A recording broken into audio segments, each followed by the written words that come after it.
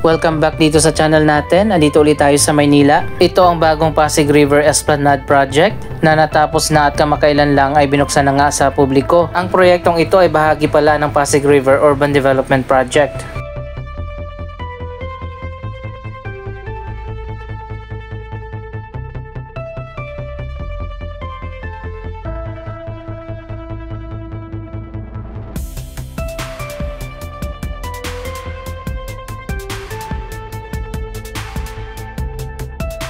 Sa videong ito, magbibigay tayo ng mas detalyado na information kung anong gagawin sa Pasig River Urban Development Project na sinimulan na nga dito sa Maynila.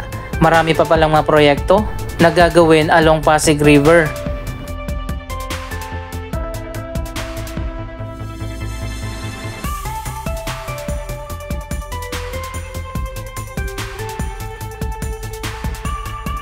So ayan guys, makikita nyo naman napakaganda na dito sa bagong Pasig River Esplanade Project.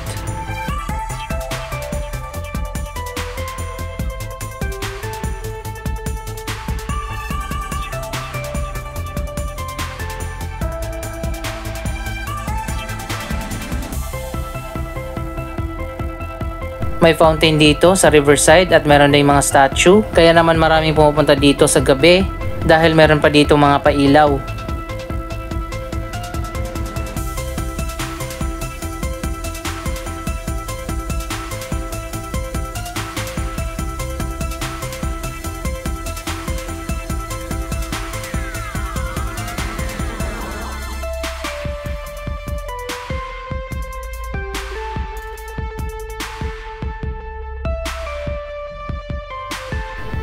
Hindi pa pala dito natatapos ang Pasig River Esplanade Project dahil magkakaroon din ng mga ganitong proyekto dyan sa May Loton pati na dito sa kabila sa Intramuros.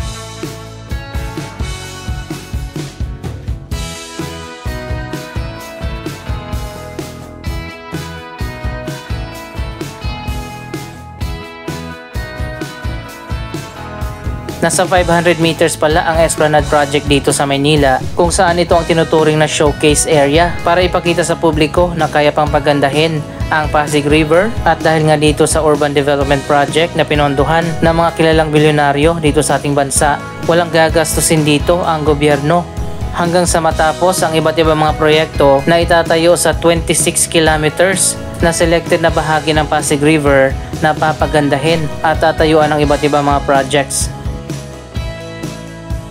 Dito sa kabilang side, merong mahaba na plant box at may designated na seating area. Ngayon ay nilagyan na ng divider yung seating area para hindi siya matulugan. Pero sa ngayon walang nagkakalat dito dahil may mga guard na nagbabantay dito sa Esplanade Project.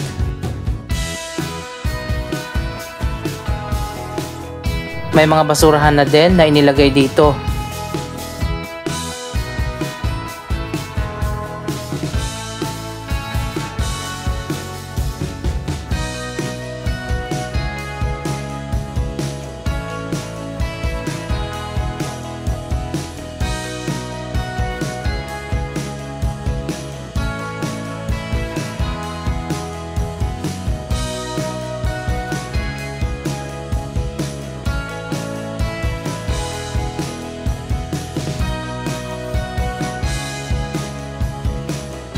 Ang Pasig River Urban Development Project ay binubuo ng iba't ibang mga ahensya ng gobyerno na pinangungunahan ng Department of Human Settlements and Urban Development.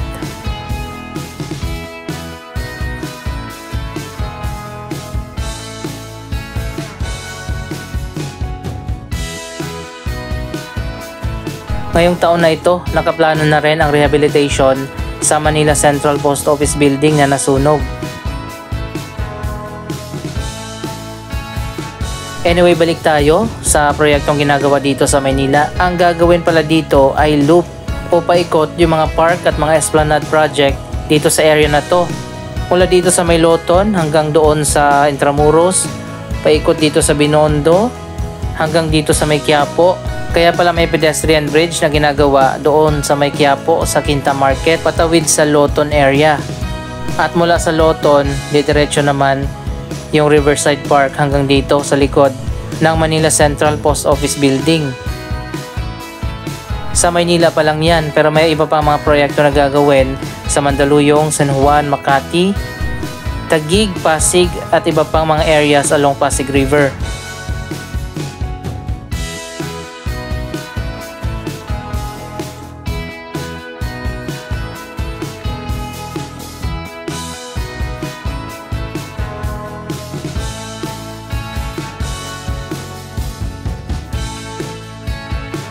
Ang ganda na siguro ng Pasig River kapag natapos na ang lahat ng mga urban development project na itatayo sa iba't ibang mga lugar. Dito pa nga lang sa Maynila, naging popular na nga ito sa ngayon at marami nang pumupunta dito at nagpapapicture. May mga photoshoot na rin na nagaganap dito.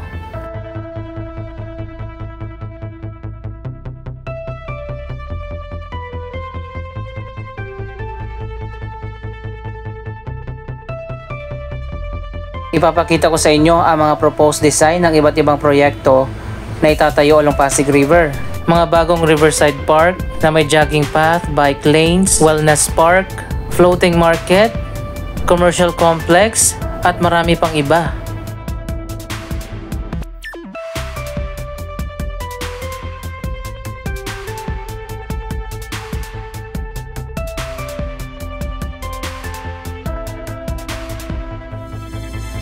Magkakaroon pala ng rehabilitation sa mga Pasig River Ferry Stations. At dyan sa kabila sa may Escolta itatayo yung isang floating market.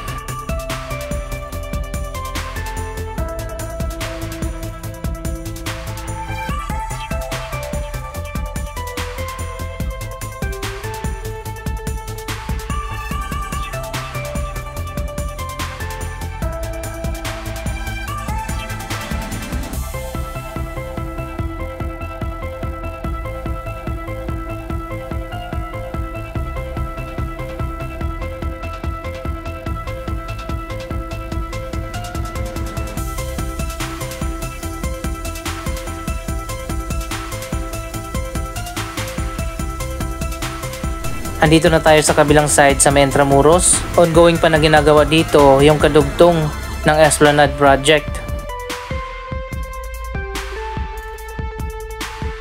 Gaya nga ng sinabi ko kanina, magiging loop o paikot yung mga Riverside Park dito.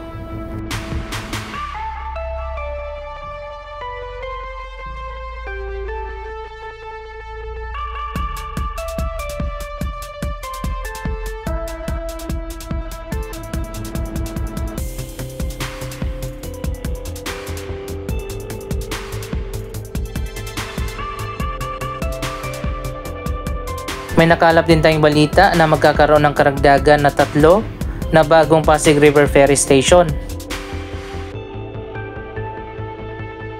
Isang bagong Pasig River Ferry Station ang itatayo dito sa Intramuros. Hindi ko lang alam ang exact na location. Siguro sa tingin ko dito itatayo malapit sa Binondo Intramuros Bridge yung bagong station.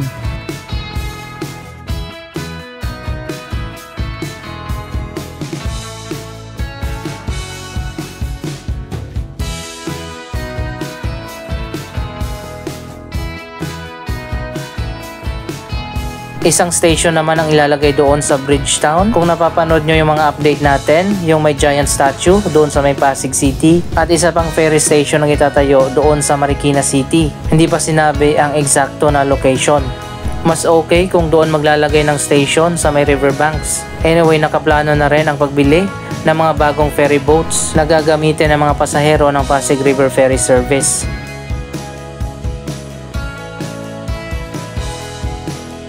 May 2 pang station na pinag-iisipan na kung pwede ba na maglagay pa ng ferry station sa Manila Bay at sa Laguna Lake.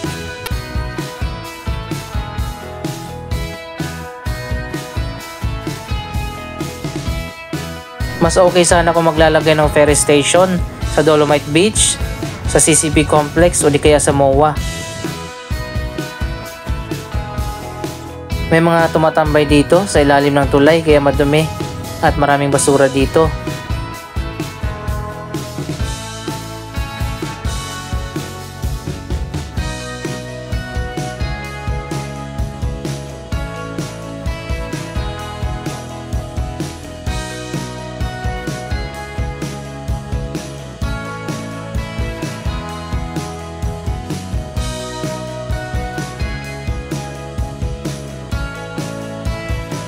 Andito na tayo sa may Riverside Park, dito sa may Intramuros.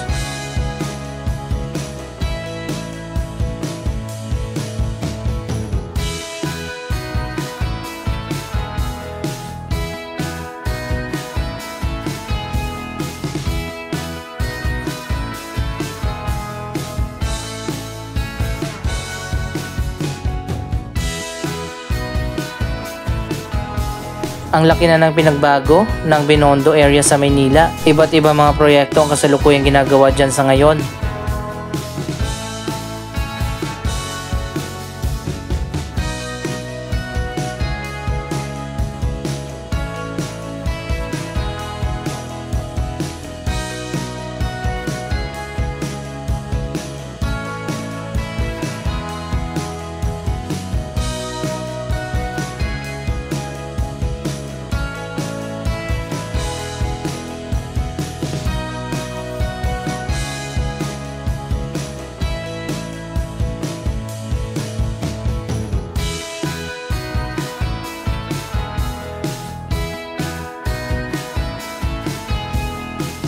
Pati pala dito sa may Intramuros at doon sa kabilang side, kasama din yan sa Pasig River Urban Development Project.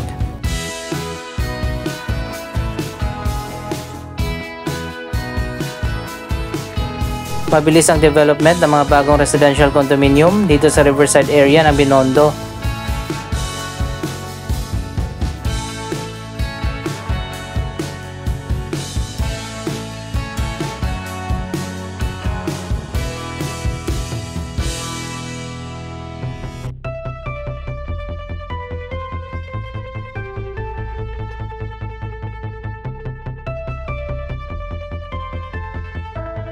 Dito sa taas ng Binondo Intramuros Bridge, bawal lang tumambay yung mga nakamotor. May pulis na nagbabantay dito.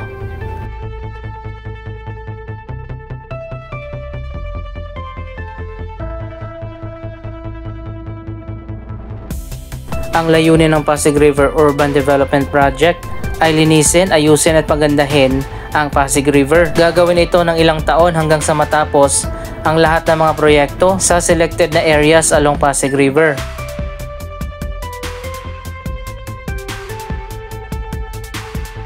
Nasa 10,000 families daw na mga informal settlers na nakatira along Pasig River ang ire-relocate at magkakaroon ng sariling mga pabahay na itatayo ng Department of Human Settlements and Urban Development.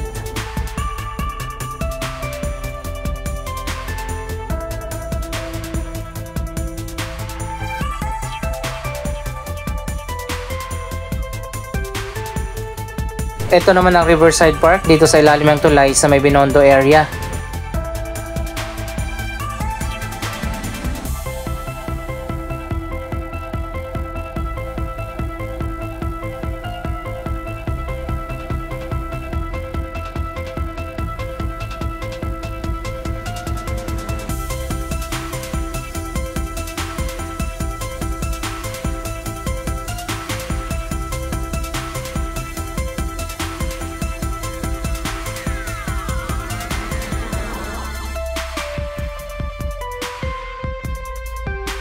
Isa pa pala sa location na lalagyan din ng Riverside Park dito sa may Guadalupe area. Maganda sana ang view dito kaso medyo dugyot na yung Riverside area.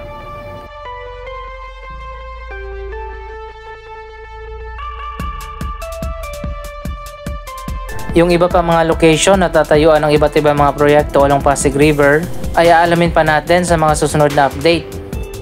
Anyway, matagal pa naman matapos ang proyektong ito na nasa 26 kilometers. Aabutin pa yan ng ilang taon bago matapos. Anong masasabi nyo sa proyektong ito? Mag-comment lamang dyan sa baba ng inyong mga reaksyon.